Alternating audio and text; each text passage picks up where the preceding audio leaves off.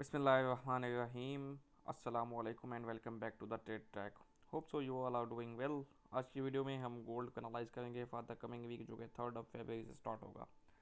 Gold को देख लें तो गोल्ड जी इस टाइम स्ट्रांगली बुलिश है। अपने प्रीवियस हाई को ब्रेक करके उसके ऊपर क्लोजिंग देने में कामयाब रहा है जी गोल्ड।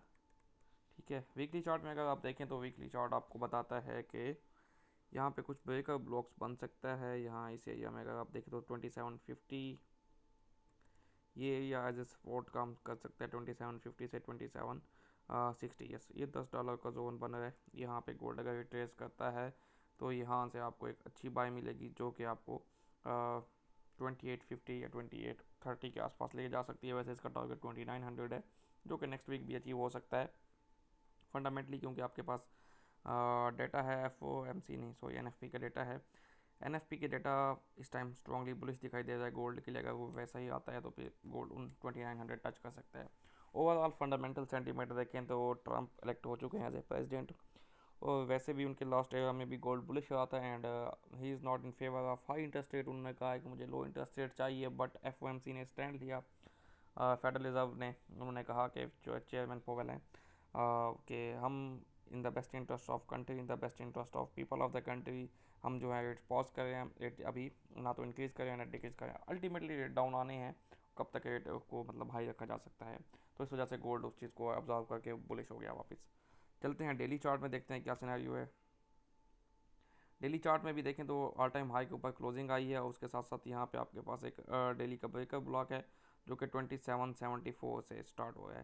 तो 2774 से ये स्टार्ट हुआ है, इसके अंदर ही आपके पास ये फेयर वैल्यू गैप है। इसका 50% रिट्रेसमेंट लेवल अगर हम देखें तो यानी कि कॉन्सिक्वेंट इनक्रोचमेंट अगर हम इसके देखते हैं सी, तो वो आपके पास निकलता है जी 2778, यानी कि 80 से नीचे नीचे आपने बाय देखनी है नेक्स्ट वीक, जो कि आपको 70 से भी मिल सकती है और वो आपको 60 से भी मिल सकती है। बट द क्रूशियल लेवल जिस पर आपको नज़र रखनी है वो 2730 के नीचे कोई भी डेली क्लोजिंग आएगी तो हम इसको ऑन द सेल साइड देखेंगे। अदरवाइज जो भी सेल की मूव आएगी वो रिट्रेसमेंट होगी। You can catch that as a potential buy move, bullish move.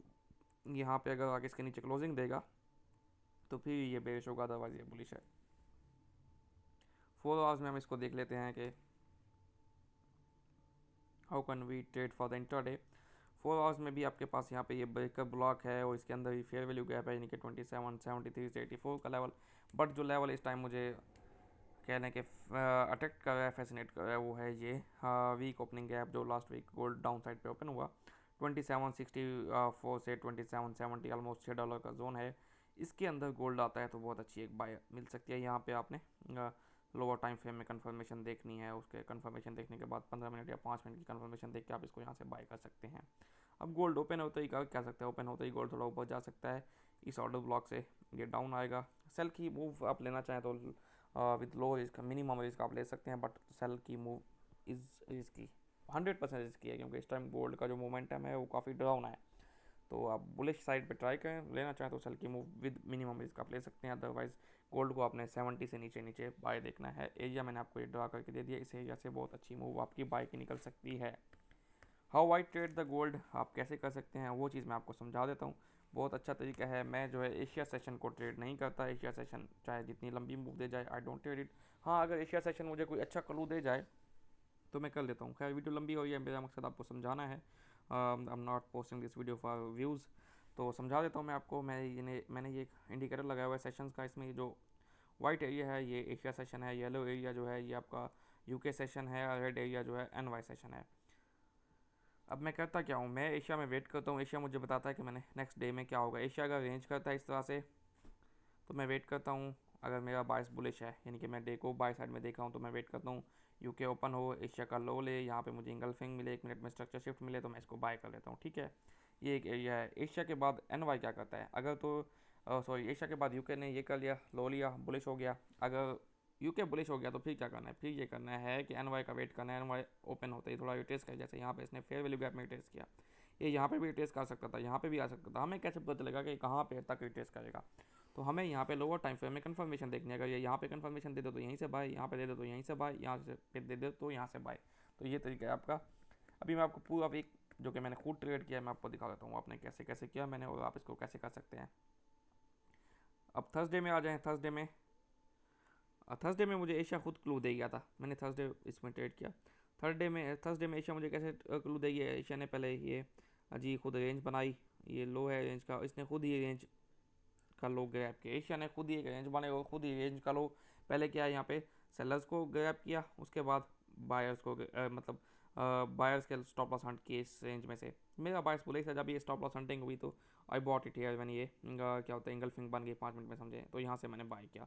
तो एशिया मुझे खुद बता गया। उसके बाद यूके ओपन हुआ, यूके को आप देखें उसने ऑर्डर ब्लॉक बनाया, ऑर्डर ब्लॉक में रिट्रेसमेंट दी और उसके बाद इस तरह से ऊपर।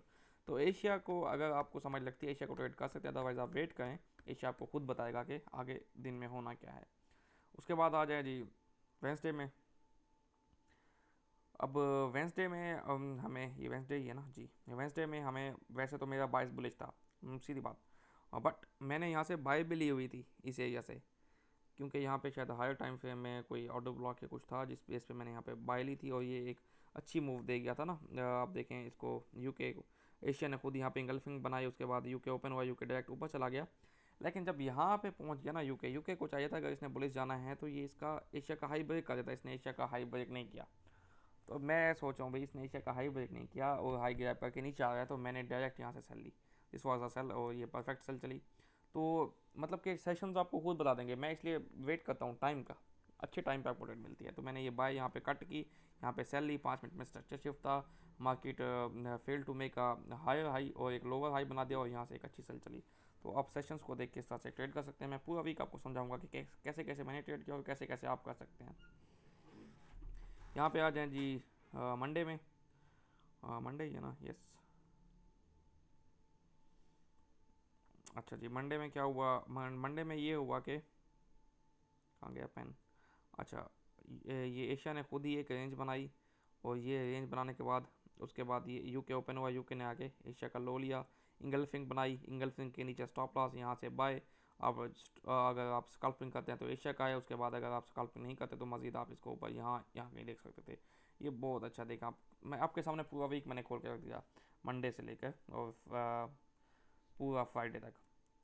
ये दिन देखें क्योंकि ये टाइम जो है ये लगी हुई है यूएस की, ये इनके एनवाई का टाइम है, इस वजह से ये दिन जो है एक दिन पीछे दिखा रहा है। अभी यहाँ पे देखें तो यहाँ से असल वीक स्टार्ट हुआ था, जब वीक स्टार्ट हुआ वीक ने क्या किया, ये गैप से वीक ओपन हुआ यहाँ पे, ये मार्केट ने गैप फिल किया, डाउन आई है, मैं तो इसका ट्रेड ही नहीं करता, इसका मेरे से क्या।